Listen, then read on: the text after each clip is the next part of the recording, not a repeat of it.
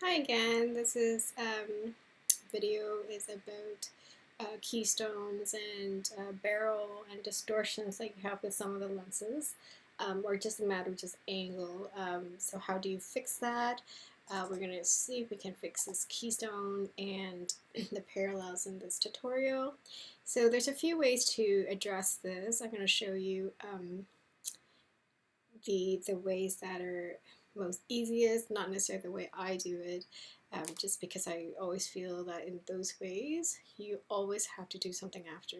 So the first way is using the filter. So if you go up to Photoshop, you want lens correction.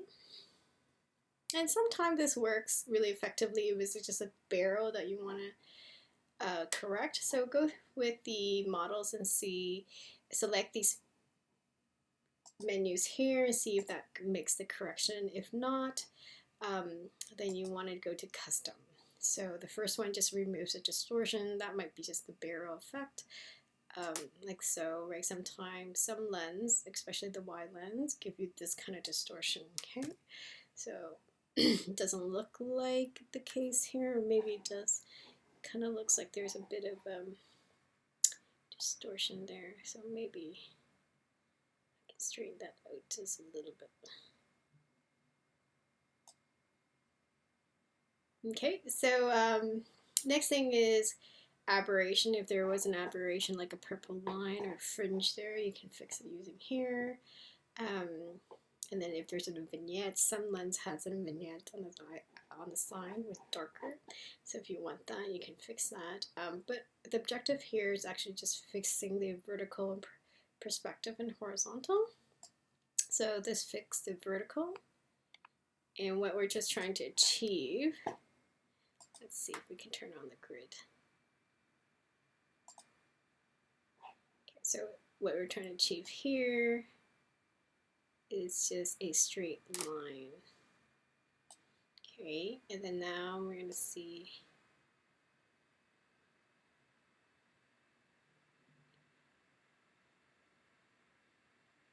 and if you notice, things are being cut off.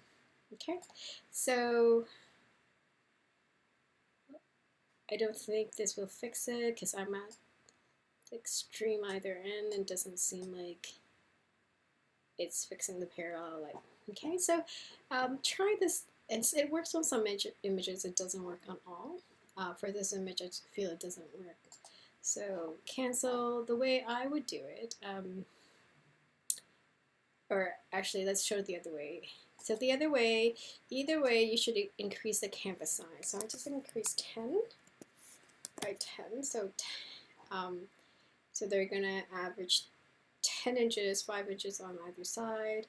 Height is going to increase 10, so 5 on either side. So this is the middle, so it's going to increase up and down, and then it's going to increase side weight equally. Okay, so there you have it. The reason why I do that is as we work with this, it's going to expand, and then it's then you'll cut the images off. So this way you'll be able to capture some information here. Okay. So one thing with this, you want to make sure the ruler is on, and then you're able to drag these lines off. Okay. Click on the ruler, hold click, or if you're using the mouse pad, hold on and drag it onto the canvas. Okay, so you want to create a line as a reference. So we're just making a reference here so we know what straight is when we're working on this. Okay. Okay, let's do this. Okay, so the first way that you can do is, or the second way you can do it is using perspective warp. For me, in my experience doing architectural, I never need to do this, and a lot of time when I do it, I always have to adjust at the end. So to me, as I mentioned in class, it's all about efficiency. Right? So what is the easiest way to achieve something, right? And there's so many ways I'm looking at what is the most efficient way, the least step. So you want something that is the least step. Let's see, that's wrong. So there's no obvious lines here, so I just have to guess.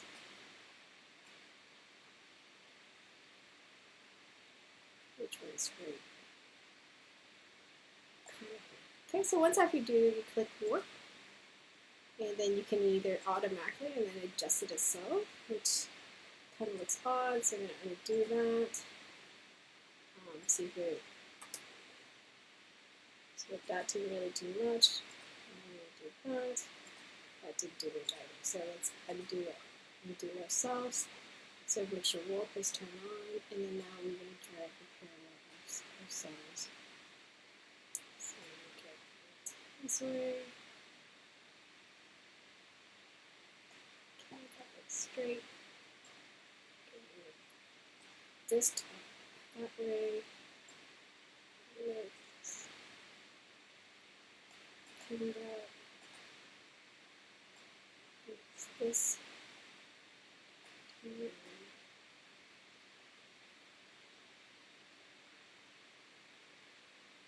It's kind of there. It's almost there. So just play with this on your own.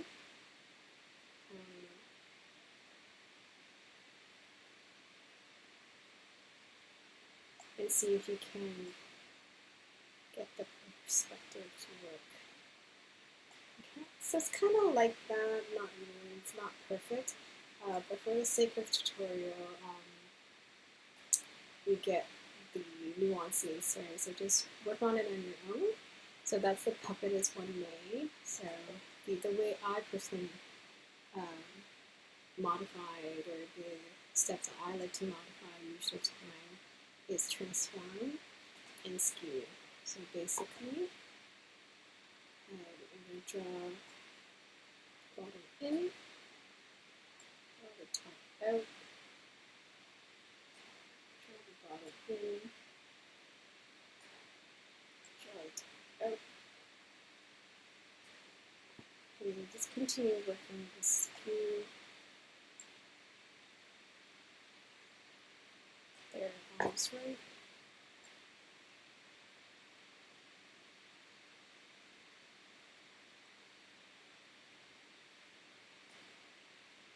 And one thing you just have to remember is the original building straight. If it's not straight, then you're basically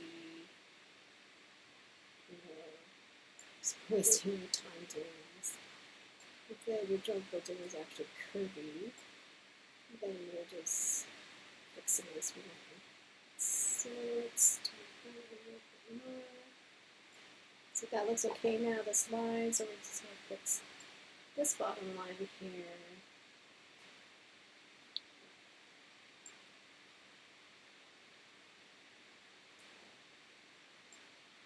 So as I said, when you are modifying stuff, always have an image of what it is, because when you're editing, you might forget, did I make this too thin, or did I make this too exaggerated? Because as we're doing this, we're able to play with the shapes. So continue for this tutorial. I'm just going to end here, but you might want to continue playing with it and adjusting this just a little bit. Okay? I think I flattened it, so I'm going to click OK. Then I'm going to go Command or Control T to transfer. I'm going to widen that a little bit because I flattened it during that skew. Click OK. And then because there's so many information here, this is why for architect, if you are architecture photography, you would want to take the picture wider than your final result, just because during the skew, we are going to actually cut off a lot of information. Okay? So bring lines in, just so that you know when you want to crop.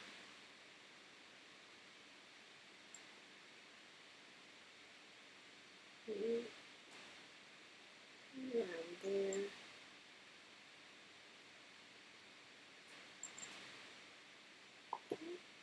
Okay, so there you have it.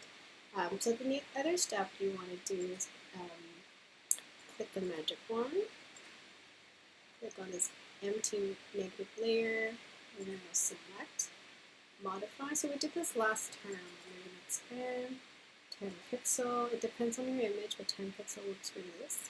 And we're going to go edit, we're going to fill, content aware, color adoption is on, mode is normal, opacity is 100. Click OK. Why do I over expand the area selection? So we can kind of take this and sample it from here. If I didn't do that, so a lot of time it will give you a gap between the selection and the image. Okay, Command D to deselect, and there you go. So that's done for this image.